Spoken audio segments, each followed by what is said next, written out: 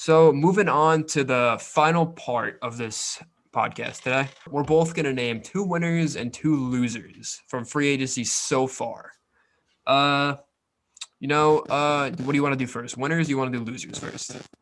I think it's fair to go losers first and on a Losers positive first. note. All right. So, how about you start off with your first loser?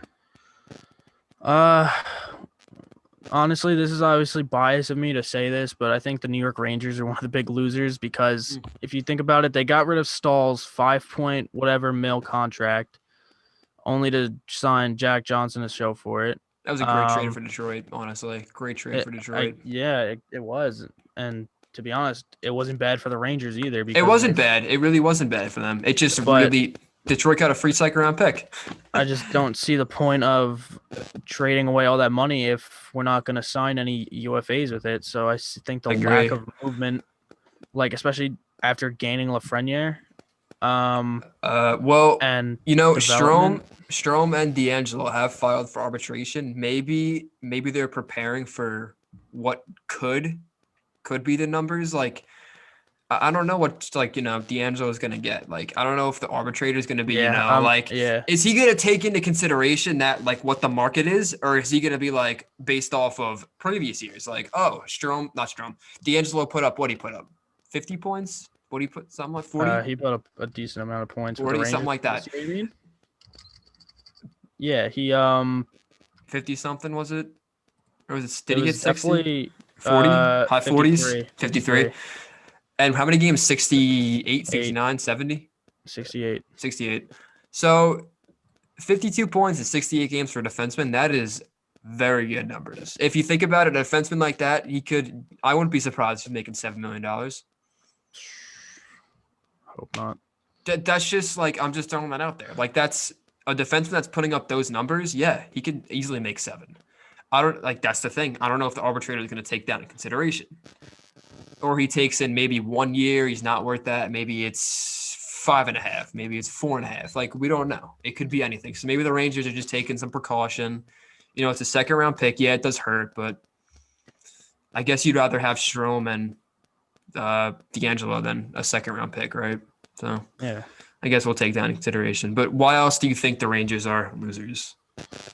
Like I said, just lack of movement and the fact that they have they just got Lafreniere, who looks incredible. Capo Caco was really showing he's turning into something in the play. He could have a rebound year. He needs to bounce back after last year. Hart, nominee, Panarin, Kreider's got extended, Zibanejad, that whole forward core. I think lack of either going for center depth or defenseman, like they probably could have been like a contending team this year, which some argue they still are, but I still think the lack of movement or any action in free agency is just, I don't know. I think it's just.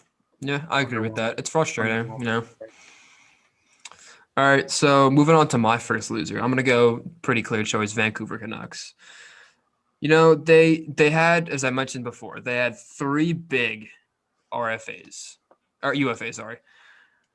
Tanev, Markstrom, and Toffoli. They brought none of them back. They lost all 3 of them. Yeah, they softened the wound. They brought in Holtby. Yeah, they softened the wound on defense. They brought in Nate Schmidt. But I just feel like Schmidt's an upgrade on Tanev, I think. Holtby's a downgrade on Markstrom, and they didn't do anything with the forward core. I just feel like if Vancouver, they were taking steps in the right direction. They made it to the second round of the playoffs. They had a great year. I just feel like they're taking steps in the wrong direction now. I feel like they didn't keep some guys around. They brought in Schmidt. I mean, for what they had to do, yeah, they had to bring in Schmidt. They had to. Like, Canucks fans were going to lose their minds. They lost 3 big UFAs that the team easily could have kept 2 of them, and they lost all 3 of them. I just feel like just looking at that, I can't look past that. Vancouver takes, I'd say, honestly, the biggest L of free agency. I could agree with that. Yep. I could see why you'd think that, yeah. All right, who is your final loser of the draft? Or the free agency, sorry. Honestly, similar reasoning to the Rangers. I think Nashville could be considered losers of free agency. Why do you think that? Because you just lost Turris and you just lost Granlund. Okay. and they made little to no moves to fill either hole aside from trading for Lukunin, but I don't count that as a free agency move. I count that as a trading move. They did make some small depth moves. They brought in Cousins and Richardson. That's what I'm That's saying. It's not good enough. that's Not not good gonna do enough. it. Like they Not good honestly just enough. went from a big contending team to it doesn't look too promising just Based based on on last the year, I wouldn't even call Nashville a big contending team. Nashville's like honestly, I'd say like 2 years ago when they won the President's Trophy, made that cup run. Yeah, Nashville was a good competitive team, but I don't know. They've kind of just lost it. Pekarine's lost a little bit. I feel like some of their forwards have lost a little bit. Johansson doesn't look the same. Even Arvidsson, he's been beat up, injured like every year. He hasn't been healthy.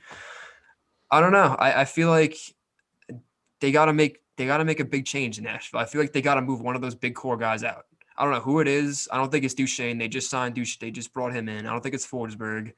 But maybe it's a guy like Johansson. Maybe it's a guy like Arvidsson. They'd move someone out, or maybe even it's a guy on the blue line. I don't think it's one of those guys. I think they have been the problem. Ellis, Yossi, Ekholm, and then Fabro. They've been excellent.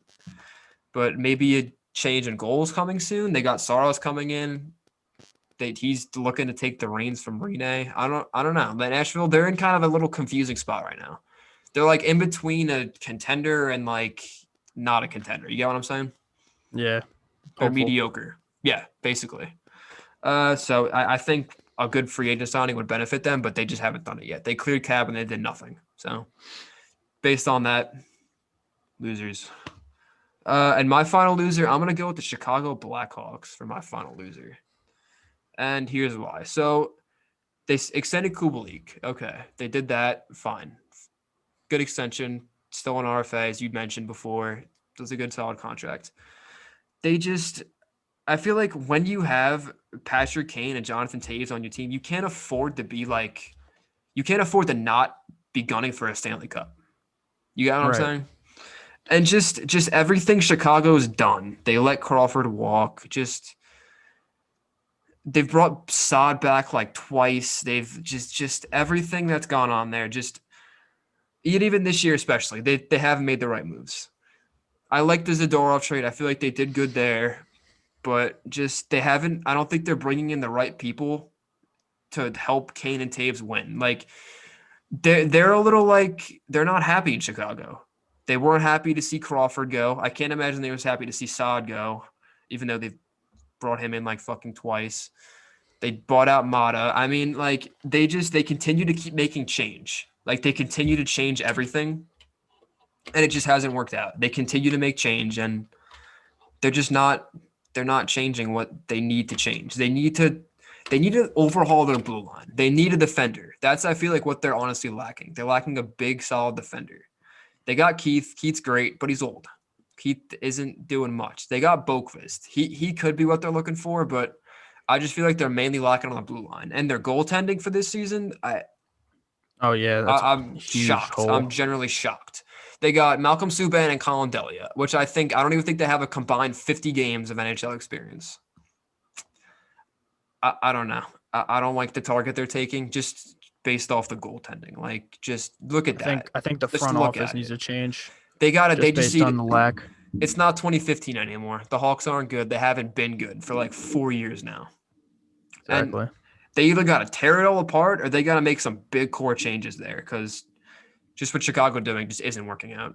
So, I yeah, agree. so I think they're another loser of free agency so far.